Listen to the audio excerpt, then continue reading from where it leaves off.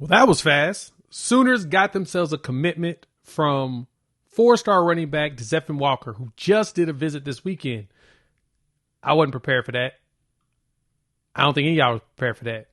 We're going to talk about it. So let's dive into the film and what DeZephen means being the 11th member of the 2026 class. Here we go. Before we do that, welcome to Unfair Sports. I'm your host, Jay. Thank y'all for pulling up to the channel. Class is starting to fill up. DeZephen Walker, 4-star on Rivals, ESPN, and On3. Top 400 player in the country, top 25 running back in high school ball. Pick the Sooners over the competition. We're going to look at the offer sheet, the measurables, like we always do, and what he means to this class. Let's take a look.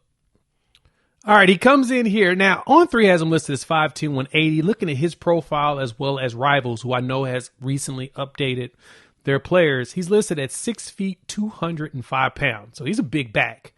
Again, 4-star with ESPN Rivals. On3 has him a consensus 4-star as well. Top 400 player in the country. And the kid's solid, right?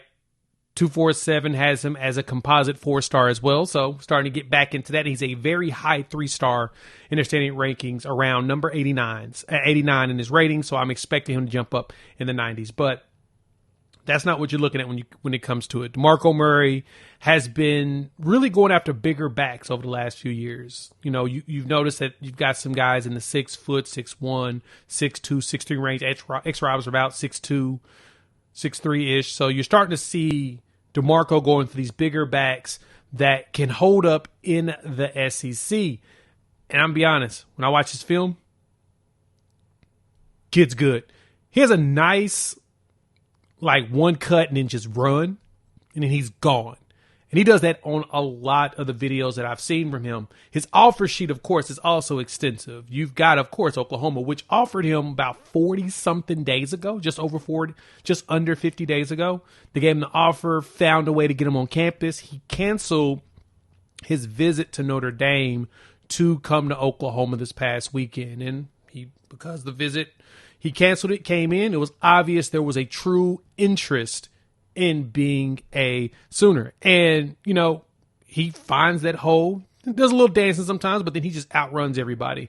Looking to see if he's a track kid. Didn't see much on that, but it don't matter. High school wise, he put up some pretty solid numbers, ran for just under 1,000 yards last year as a junior, 957 to be exact from Max Preps, 176 yards, was averaging 5.4 yards a carry and 106 yards a game. He's out of Raymore, Missouri, so St. Louis, Raymore, peculiar area. So, yeah, and his pops played a little bit. He was undrafted by the Chiefs, played edge. So, got a family of football folks, and he's got the skill set for it. Now, when I looked at the offer sheet, that basically told me why Oklahoma really dug into this one, because they recognize that they're going after, not only with Nagy's eye for finding talent, they're also going after players that they know probably can compete in the SEC level and that has those NFL measurables. His SEC offers, he offers from like Wisconsin, West Virginia, but then he had Texas A&M, Tennessee, Oregon, Ole Miss, Notre Dame, Nebraska, Missouri, Minnesota, Miami, Iowa, Illinois, Georgia, Florida, Auburn, Arkansas, Kansas, Kansas State. And it appeared that it was more so down to Kansas, Kansas State, and Oklahoma. With Nebraska tickering innings, I think Nebraska was actually supposed to host them this coming weekend for an OV. And well, shut it down. So I'm wondering if he's going to come back and visit again on the 20th. I hope so. It's always great to get the new commits in to help with recruiting their peers. And I know that a lot of the players that Oklahoma has been recruiting over the last few years, that has been the focus. They commit early. They're coming back for events to try to peer recruit players that they want on their side. So let me know what y'all think. Hop in the comments. I want to hear your thoughts. So the Sooners adding DeZephen. He is the 11th commit for the team. He is first back, of course, but you add him with Jaden O'Neal, who's still committed, and Daniel Odom, the wide receiver. You got Noah Best, at on the interior offensive line with Will Conroy. So you got your two linemen, and then more coming in Ryder Mix. And I'm expecting another tight end to commit soon. And hopefully we hear some things from Josiah Jefferson, the brother of former Sooner Tony Jefferson, who also plays for the Chargers right now. He was in town over the weekend, and it looks like he had a good time. I love the family photo they posted. Here it is.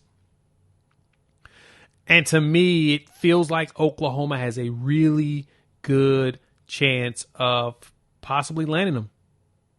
I need Oklahoma to pull up another one, period.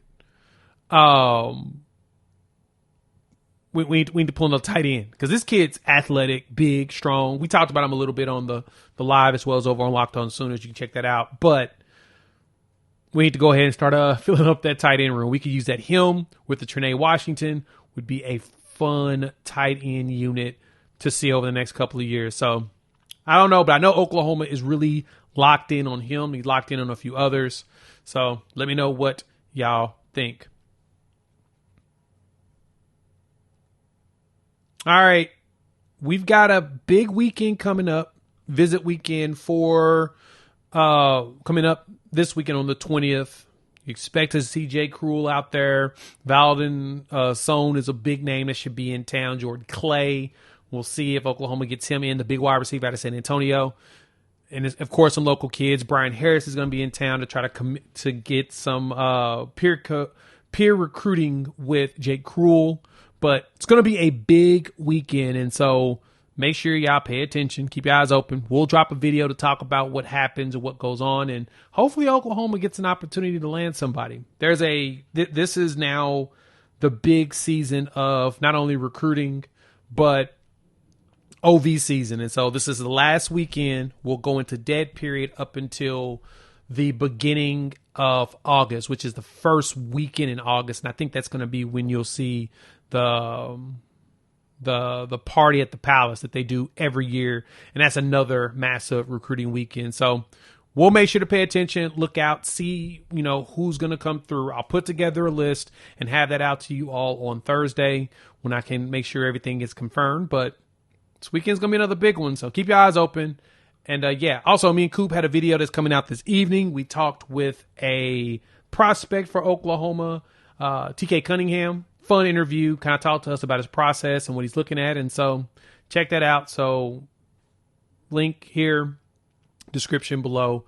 And chop it up soon. Peace.